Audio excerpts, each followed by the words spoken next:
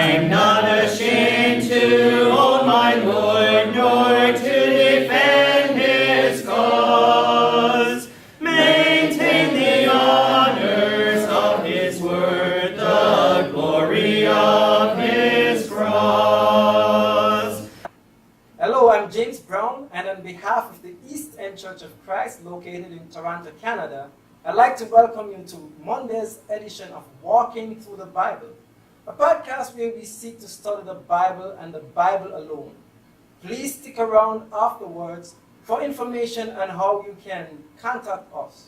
But for now, if you have a Bible with you, please go to the book of Genesis, and we'll turn you over to Jeremy Dieselkamp for our study of the day. Thank you, James, and Happy New Year to all of our viewers. This is the 66th lesson of our study of Genesis. In the last episode of last year, we covered Genesis chapter 20, verses 9 to 18, discussing how Abimelech returned Sarah to Abraham and how Abraham prayed for God to heal Abimelech and his household. If you missed that episode and would like to watch it, you can find it and all of our other podcasts on our website at www.eastendchurch.org. You can also find them on our YouTube channel at www.youtube.com/EastEndChurchOfChrist under the Walking Through the Bible Genesis playlist. Today we're going to begin with Genesis 21 verse 1 and read through verse 7. The text that you'll see on the screen is from the English Standard Version, but you're welcome to follow along with any version that you have. So let's now read Genesis 21 beginning at verse 1. The Lord visited Sarah as he had said, and the Lord did to Sarah as he had promised. And Sarah conceived and bore Abraham a son in his old age at the time of which God had spoken to him.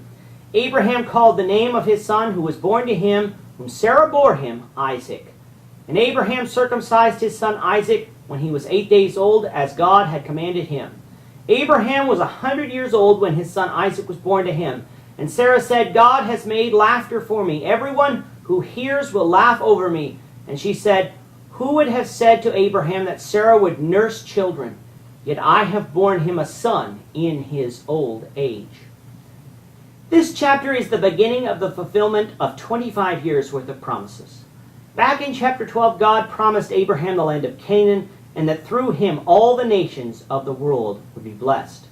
He promised this again in chapter 15, which is about 10 years later, and a third time in chapter 17, which was another 14 years later. There was only one problem. Abraham and Sarah had no children, and Sarah was well past childbearing years. Abraham wondered how God would fulfill his promise, thinking that Eliezer, a member of his household, would be his heir. God told Abraham that Eliezer would not be his heir. Then Abraham and Sarah got impatient and decided that Abraham would have the seed of promise through Hagar. Thus Ishmael was born. God told Abraham that Ishmael would not be his heir, but that he and Sarah would bear a son. In chapter 18, in the form of a man, God revealed to both Abraham and Sarah that within the next year Sarah would have a son who would be called Isaac. The events concerning Sodom and Gomorrah and later Abimelech all occurred before this year was up. But here in chapter 21 we finally have the birth of Isaac.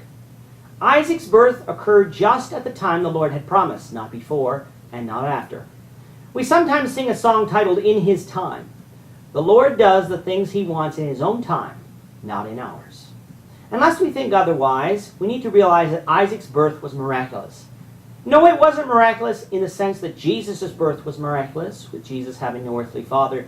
It was miraculous in the sense that Sarah was 90 years old when she gave birth, something that without God's intervention would have been impossible. The Bible said so in Genesis 18:11 when it said the way of women had ceased with Sarah, meaning that she was no longer going through the monthly menstruation cycle, making it impossible to have children. But as God stated in Genesis 18:14, nothing is too hard for Him. And so not only did He open Sarah's womb, but He provided her the strength necessary to conceive, bear, give birth, and nurse a child.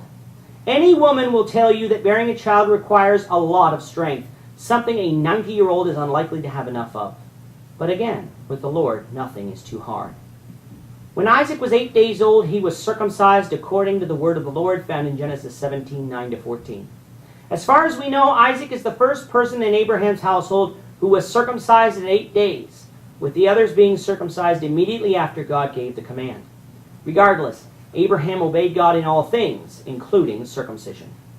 Our passage today closes with Sarah saying that God has made laughter for me, and everyone who hears will laugh over me. If you recall back to chapter 18, Sarah laughed in doubt when she heard that she would give birth. That laugh has now turned to a laughter of wonder, amazement, and joy that she actually bore Abraham a son at such an old age. But the laughter or joy would not only be her own, but it would also be with everyone who hears of it. Why?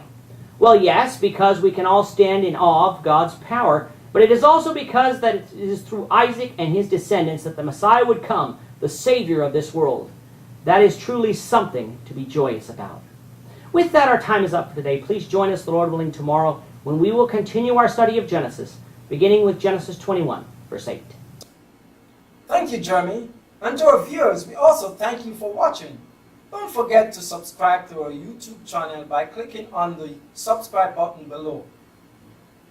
Should you have any questions or comments, please leave a comment below or email us at answerintheword@gmail.com. We'll try to respond to you as quickly as we can. We hope you'll join us, the Lord willing, tomorrow when we'll be continuing our study of the book of Genesis. Goodbye for now, and have a great day. I'm not ashamed to own my Lord, nor to